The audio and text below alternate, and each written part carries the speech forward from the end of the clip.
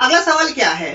A rocket is fired vertically up from the ground with an acceleration of 10 meter per second square. If its fuel is finished after 1 minute, then calculate. Similar सवाल है, पहले balloon था अब rocket है, मतलब कि rocket का जो फ्यूल होगा वो उसको नेट एक्सेलरेशन अपवर्ड डायरेक्शन में दे रखा है 10 मीटर पर सेकंड स्क्वायर। तो इसका मतलब क्या हुआ कि जैसे ही रॉकेट अपवर्ड डायरेक्शन में मूव करेगा तो इसका जो एक्सेलरेशन होगा वो होगा 10 मीटर पर सेकेंड स्क्वायर। और मुझे बोला है कि fuel is finished after 1 minute. इसका मतलब क्या हुआ कि ये जो रॉकेट है 60 सेकेंड के लिए अपवर्ड डायरेक्शन में मूव करेगा with an acceleration of 10 metre पर सेकेंड स्क्वायर। अगेन स्टार्ट हुआ है तो initial velocity of rocket will be 0। मुझसे पूछा क्या है? अलग अलग चीजें पूछी है। चलिए सबसे पहले मुझे क्या करना है, इस कॉन्सेप्ट को समझना है। कॉन्सेप्ट को समझने के लिए आपको यह बात समझनी पड़ेगी कि जो फ्यूल होगा वो फ्यूल प्रोवाइड करेगा इसको अपवर्ड एक्सेलरेशन। जैसे ही फ्यूल खत्म हो गया उसके बाद ये फ्री फॉल करेगा, मतलब इसके ऊपर जो नेट फोर्स लगेगा वो फोर्स लगेगा acceleration due to gravity which is our 10 metre पर सेकेंड स्क्वायर। मतलब यहां से लेके यहां तक तो अपवर्ड डायरेक्शन में 10 मीटर पर सेकेंड स्क्वायर था। इसके बाद क्या होगा कि डाउनवर्ड डायरेक्शन में 10 मीटर पर सेकेंड स्क्वायर होगा। क्यों? क्योंकि फ्यूल खत्म हो गया, और फ्यूल खत्म हो गया इसका मतलब जो इसको अपवर्ड डायरेक्शन में नेट एक्सेलरेशन प्रोवाइड कर रहा था वो फोर्स 0 हो गया। इसका मतलब अब इसके ऊपर जो इकलौता फोर्स लगेगा वो लगेगा ग्रेविटेशनल फोर्स, और उसकी वजह से जो एक्सेलरेशन आएगा वो आएगा डाउनवर्ड डायरेक्शन में विच इज 10 मीटर पर सेकेंड स्क्वायर। चलिए अब सबसे पहले इसकी वेलोसिटी निकालते हैं अपवर्ड डायरेक्शन में। लेट्स से ये वेलोसिटी है v1। मेरे पास क्या क्या चीजें गिवन में है? u equals to 0, a is equals to 10 metre पर सेकेंड स्क्वायर, और टाइम मुझे पता है 60 सेकेंड। तो क्या मैं फर्स्ट इक्वेशन ऑफ मोशन से v1 निकाल सकता हूं? बिल्कुल निकाल सकता हूं। तो v1 कितनी हो जाएगी? v1 is equals to u plus at। तो v1 की जो वैल्यू आएगी, u तो 0 है, a है 10 और टाइम है 60, तो v1 की जो वैल्यू निकल के आएगी वो निकल के आएगी 600 मीटर पर सेकेंड। मतलब ये मूव करेगा 600 मीटर पर सेकेंड वेलोसिटी से। इसके बाद अब क्या होगा? इसके बाद डाउनवर्ड डायरेक्शन में एक्सेलरेशन लगेगा 10 मीटर पर सेकेंड स्क्वायर का। चलिए अब क्या होगा? ये ऊपर जाएगा ऊपर जाएगा ऊपर जाएगा, फाइनली इसकी वेलोसिटी 0 हो जाएगी और इसका मोशन कुछ इस तरीके से होगा।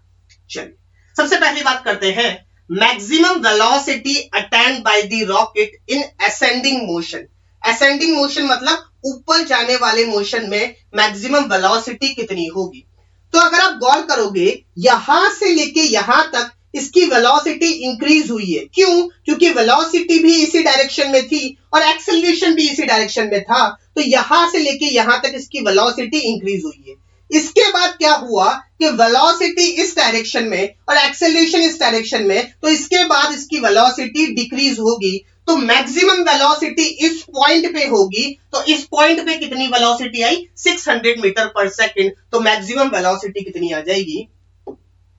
600 मीटर पर सेकेंड। चलिए नेक्स्ट पार्ट देखते हैं, height attend bye the rocket before fuel is finished. मतलब फ्यूल फिनिश्ड यहां पे हुआ, तो यहां से लेके यहां तक ये जो कैपिटल H हाइट है ये कितनी होगी मुझे निकालनी है।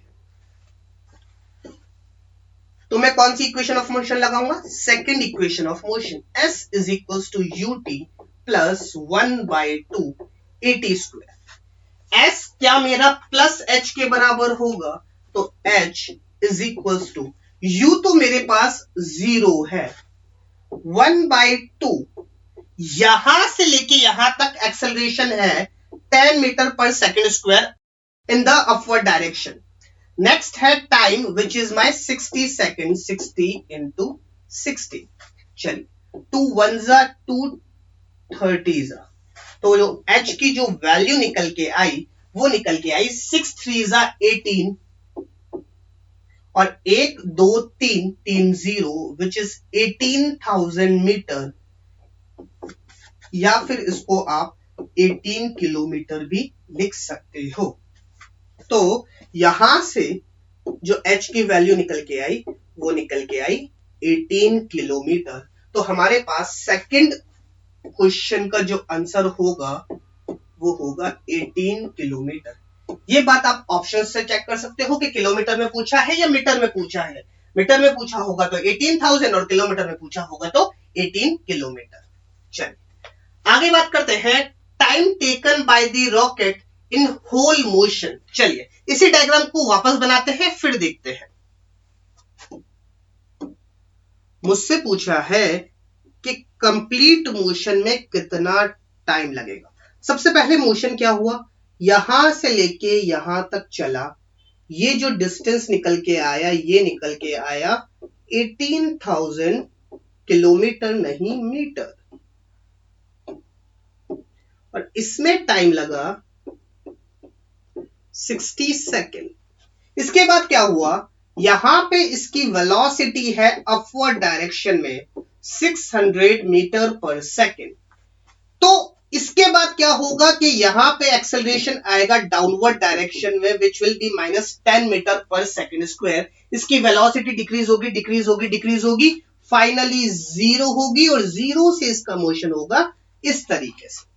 तो बेसिकली इस मोशन के लिए जो टाइम निकल के आएगा उस टाइम को मैं t1 बोल रहा हूं, और अगर मुझे टोटल टाइम ऑफ मोशन निकालना है तो t1 में अगर मैं 60 सेकेंड ऐड कर दूंगा तो क्या मेरे पास टोटल टाइम ऑफ मोशन आ जाएगा।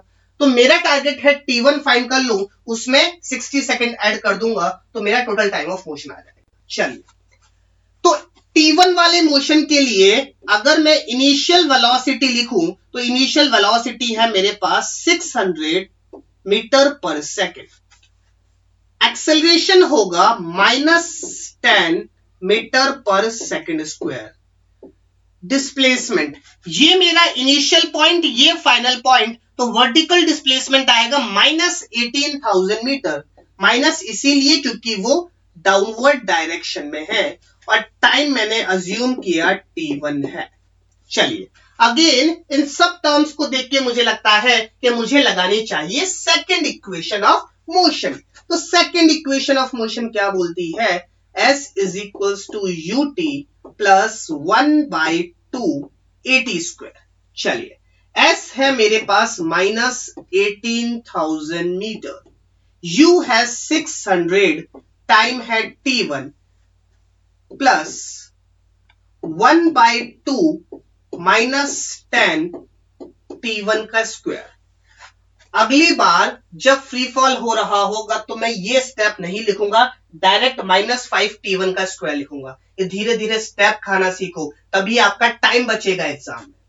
चलिए ये 2 से ये 5 गया, ये 5 t1 स्क्वायर इस तरफ आएगा तो पॉजिटिव हो जाएगा, तो 5 t1 का स्क्वायर, 600 t1 इस तरफ आएगा तो नेगेटिव हो जाएगा, -600 t1 -18,000 it will be equals to 0। Again 5 common लूंगा तो यहां बचेगा t1 का स्क्वायर, यहां बचेगा 5 1 2 120 t1 माइनस 5 3 15, 3 गया, 5 3 6 और इक्वल्स टू 0। आपके मन में आ रहा होगा 5 कहां गया, 5 इधर जाके 0 बन जाएगा, पिछले 1-2 न्यूमेरिकल चेक कर लेना, वहां पे समझ में आ जाएगा। चलिए अब अगर आप गौर से देखोगे तो यहां पे भी नेगेटिव है और यहां पे भी नेगेटिव है। मेजरली केसेस में जब दोनों जगह नेगेटिव होता है तो यहां पे मिडल टर्म स्प्लिट नहीं होता है। मैं ऐसा नहीं कह रहा कि हमेशा, ये सवाल को देख के पता चलेगा कि यहां पे भी नेगेटिव यहां पे भी नेगेटिव, तो b² - 4ac में माइनस नेगेटिव नेगेटिव पॉजिटिव हो जाएगा। तो ये बात अगर आपको चमके नहीं तो धीरे धीरे प्रैक्टिस से चमकेगी कि यहाँ पे भी नेगेटिव, यहाँ पे भी नेगेटिव, तो मिडल टर्म स्प्लिट होने के चांसेस कम है। तो यहाँ पे मिडल टर्म स्प्लिटिंग नहीं होगी, और मिडल टर्म स्प्लिटिंग नहीं होगी तो हम क्या लगाएंगे, श्रीधराचार्य फॉर्मूला। श्रीधराचार्य फॉर्मूला मुझे क्या कहता है, minus B plus minus root over B square minus 4ac divided by 2a। यहां पे a क्या है, इसका कोफिशिएंट, मतलब जो कि 1 है, ये मेरे पास a है। ये जो चीज है t1 का कोफिशिएंट, ये मेरे पास b है, और जो कांस्टेंट होता है ये मेरे पास c है। चलिए वैल्यूज पुट करते हैं। माइनस b, तो minus of minus 120 will be 120 plus minus root of minus b का स्क्वायर, तो माइनस 120 का स्क्वायर माइनस 4, a की वैल्यू है 1 और c की वैल्यू है माइनस 3600 डिवाइडेड बाय 2 इंटू 1। चलिए इसको यहां पे सॉल्व करते हैं। 120 प्लस माइनस रूट ऑफ, ये बनेगा माइनस का स्क्वायर पॉजिटिव, 120 का स्क्वायर होता है 12 का स्क्वायर 144 और 2 0। ये नेगेटिव पॉजिटिव हो जाएगा और ये बनेगा 4 into 36 is 144, again 14400 divided by 2। चलिए तो 120 प्लस माइनस ये बनेगा 2 इंटू 14400 डिवाइडेड बाय 2। चलिए अब 14400 इसका स्क्वायर रूट होता है 120। क्यों? क्योंकि 120 का स्क्वायर करके ही तो ये आया था, तो ये स्क्वायर रूट से बाहर आएगा, तो ये बनेगा 120 प्लस माइनस 120। अब स्क्वायर रूट में बचा √2 डिवाइडेड बाय 2। यहां पे 120 कॉमन ले रहा हूं, ये बचेगा 1 प्लस माइनस √2 डिवाइडेड बाय 2। तो ये 2 से ये गया 60, तो ये बचा 60 प्लस माइनस √2। तो एक टाइम आएगा मेरे पास, कुछ मिस्टेक कर रहे हैं क्या, अपन एक बार चेक कर लेते हैं। 60 यहां पे plus minus √2, 61 plus minus √2. Yes, there is some mistake. 61 plus minus √2. अब √2 की वैल्यू होती है 1.414, जो कि 1 से नेगेटिव हो जाएगी, मतलब 1 minus 1.414 that will be negative, और नेगेटिव हो जाएगी तो टाइम कभी भी नेगेटिव नहीं होता। तो हमारे पास जो वैल्यू निकल के आई T1 की जो वैल्यू निकल के आई वो आई 60 प्लस 60√2। 60 अंदर मल्टीप्लाई कर दूंगा, 60 प्लस 60√2। ये तो निकल के आई T1 की वैल्यू। मुझे निकालना है टोटल टाइम, तो टोटल टाइम में मैं इसके अंदर 60 और ऐड कर दूंगा, तो 60 plus 60 will be 120 plus 60√2 second. This will be my total time. तो जो मेरा थर्ड पार्ट है इसका आंसर हो जाएगा 120 प्लस 60√2। चलिए नेक्स्ट पार्ट है maximum height attend bye the rocket. तो नेक्स्ट पेज पे देखते हैं। यहां से लेके यहां तक 18,000 मीटर, इसके बाद इसकी वेलोसिटी हो गई 600 मीटर पर सेकेंड। इसके बाद लेट्स से यहां पे जाके इसकी फाइनल वेलोसिटी हो गई 0। लेट्स से ये हाइट है h1, तो क्या मैं h1 निकाल सकता हूं क्या? h1 will be, let's say ये वेलोसिटी थी v1, तो v1 का square divided by 2g। v1 मेरे पास है 600, तो it will be 600 into 600 divided by 2 into 10। इससे ये गया 2 1 2 30 so it will be 18,000 metre. तो जो मेरी H1 हाइट आई वो आई 18,000 मीटर, लेकिन मुझसे सवाल में पूछी है maximum height attend bye the rocket. तो ये हाइट ग्राउंड से पूछी है, तो ग्राउंड से कितनी हाइट होगी? 18,000 तो ये और 18,000 ये, तो जो टोटल हाइट होगी वो होगी 36,000 मीटर। तो जो हमारा लास्ट पार्ट है इसका आंसर आ जाएगा 36,000 मीटर। ओके, तो ये काफी अच्छा सवाल था, काफी कॉन्सेप्ट्स क्लियर हुए हमारे। बेसिक सा फंडा जो हमने यूज किया यहां से लेके यहां तक, अपवर्ड डायरेक्शन में acceleration due to its fuel, और जैसे ही फ्यूल खत्म हुआ इसके ऊपर लगा acceleration due to gravity downward direction में। क्यों? क्योंकि ऊपर ले जाने वाला कोई फोर्स था ही नहीं, फ्री फॉल करेगा और थोड़ा ऊपर जाएगा फिर ये नीचे आएगा। और ये सारी कहानी हमने देखी। आपको क्या करना है? आपको इस पूरे क्वेश्चन को एक पेपर पे लिखना है और एक बार सेल्फ ट्राई करना है। ओके।